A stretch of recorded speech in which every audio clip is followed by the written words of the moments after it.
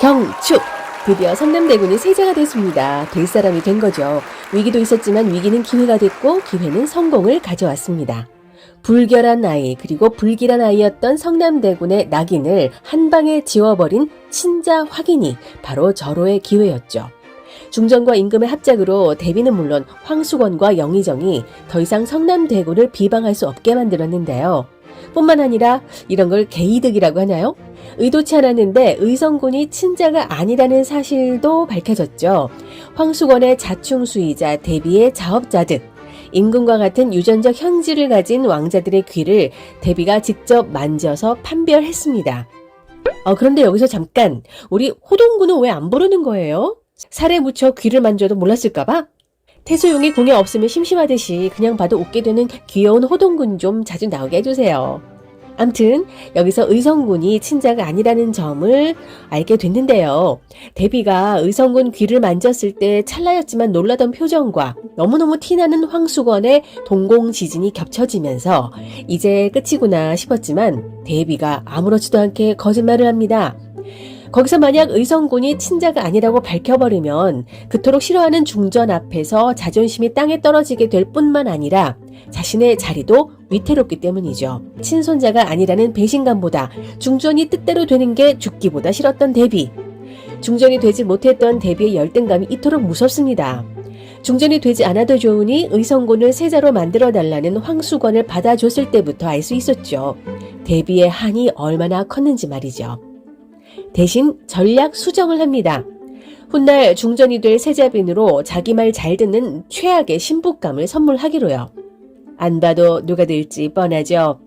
근데 그게 또 대비의 자승자박이란 걸 알면 얼마나 땅을 치고 후회할까요? 심장을 쫄깃하게 만든 세자 경합이 끝나자마자 바로 세자빈 간택. 숨 돌릴 틈도 없이 이제부터는 언니들 싸움이 시작되네요.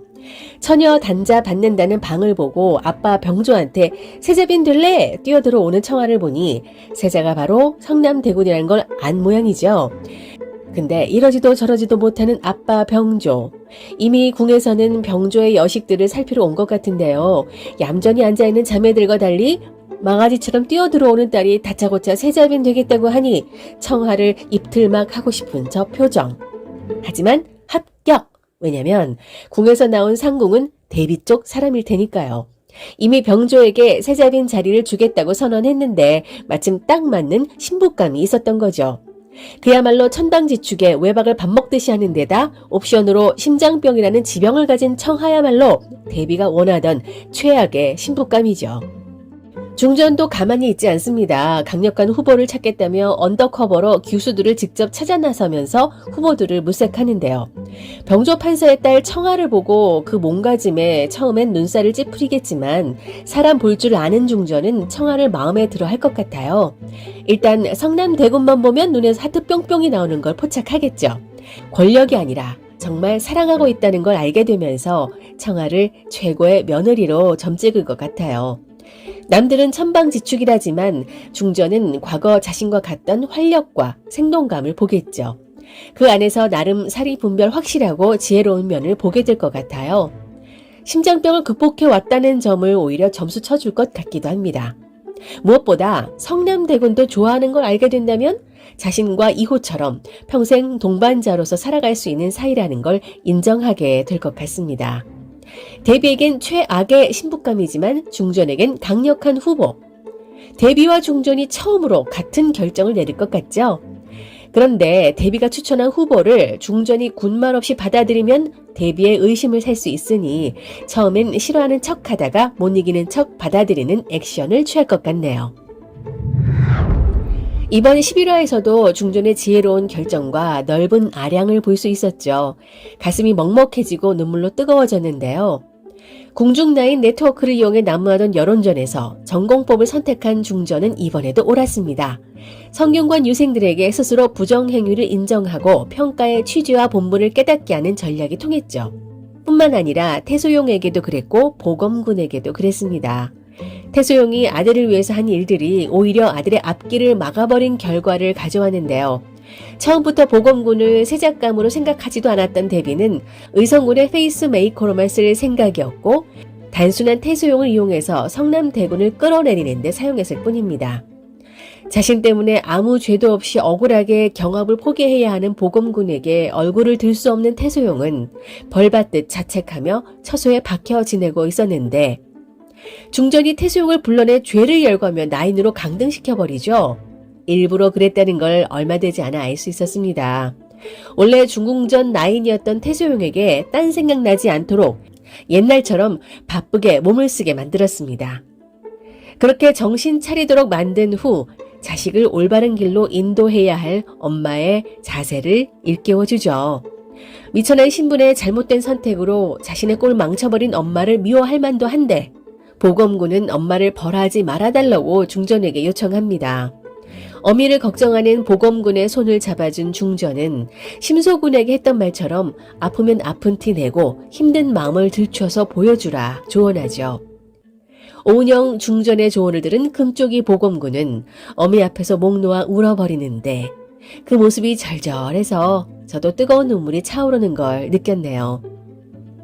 이렇게 해서 중전의 감동작전으로 고기인에 이어 태소용까지 자기 사람을 만들었고, 세자가 된 성남대군 주변에는 심소군과 보검군 등 든든한 아군을 얻어주었습니다. 이제 좀 있으면 세자빈 간택으로 병조 판서까지 자기 편으로 만들겠죠. 안타깝게 목숨을 잃은 세자의 흔적을 지우고 보내줘야 하는 중전의 마음이 잘 드러났던 장면이 있었습니다. 이젠 새로운 세자의 자리에 오른 성남대군을 잘 지켜줘야 합니다. 일단 위기를 모면했지만 아직도 정신 못 차린 황수건과 의성마늘군을 경계해야 합니다. 한 번 당해봤으니 그만둘 만도 한데 두 번 못할 리 없다며 다시 세자를 끌어내릴 생각만 하죠. 의성군은 자신이 세자가 됐을 때를 대비해 양민을 살해한 걸 알고 있는 서함덕을 처리할 생각합니다. 마침 서함덕이 갇혀있는 옥사에 권희관이 찾아오는 모습을 볼 수 있었는데요. 예고편에서는 서함덕이 뭔가 약을 먹고 죽어가는 모습인데 권희관이 아니라 의성군 측에서 서함덕을 처리한 듯합니다. 이런 사실을 알게 된 권희관은 더욱 영모에 박차를 가하겠죠. 권희관이 영모자임을 알지 못하는 황수건이 몰래 만나며 다시 세자를 독살할 계획을 세우는 듯한데요. 애초에 권희관은 세자를 독살하려 했던 게 아니라 병들게만 해서 세자 책봉에만 관심을 갖도록 유도하는 사이 영모를 꾸미려고 했을 것 같습니다. 독살할 거면 임금을 독살하려 했겠죠. 어이가 되긴 어려워서 동궁에 들어가려고 일부러 황가에 접근했고, 그 과정에서 황수건을 꼬드긴 게 아닐까 생각합니다. 그런데 문제는 의성군이 왕의 친자가 아닌 게 밝혀지면서 권희관의 아들이라는 의심이 확신으로 이어지는 상황인데요. 안 그래도 영모의 수장으로 회비윤 씨의 숨겨진 아들이 아니냐는 의심이 있는데, 의성군의 아버지로도 의심받고 있는 권희관, 도대체 이 남자 뭘까요? 만약 성남대군처럼 사가에서 지내느라 패비에 숨겨진 아들이 있다는 걸 몰랐다가 태인 세자의 죽음을 밝히고 복수하기 위해 일부러 의관이 됐을 수도 있겠죠. 그런데 황수건의 아이를 갖게 해서 영모에 이용하는 거면 말이 안 되는 게, 황가 쪽 집안이야말로 원수 집안인데 적통 자식을 남기고 싶었을까요? 아니면 의성군이 자신의 아들이라는 사실을 전혀 모르고 있는 걸까요? 이젠 권희관의 실체가 보여져야 할 때입니다. 어쩌면 서함덕의 존재로 이미 영모를 알고 있었던 임금 2호가 권희관의 실체를 밝혀낼지도 모르겠네요. 그나저나 황수건은 대비가 눈 감아줬다고 안심할 때가 아닙니다. 대비는 임기응변으로 상황을 잠시 모면했을 뿐 며느리의 외도를 품어줄 사람은 아니죠. 상중에 회임했다는 이유로 중전과 성남대군을 그토록 싫어했던 대비인데 남의 심한을 뿜은 황수건과 의성군을 용서하고 인정할 리 없습니다. 다만 이들이 세자가 된 성남대군을 다시 독살하려 드는 걸 알면 묵인할 것 같은데요. 그 과정에서 영모가 끼어드는 것도 모르고 위험을 자초하는 일을 벌이지 않을까 걱정됩니다. 점점 눈을 뗄 수 없게 만드는 슈룹. 다음 리뷰에서 뵙겠습니다. 지금까지 윤작자였습니다. 구독, 좋아요, 공유 부탁드립니다.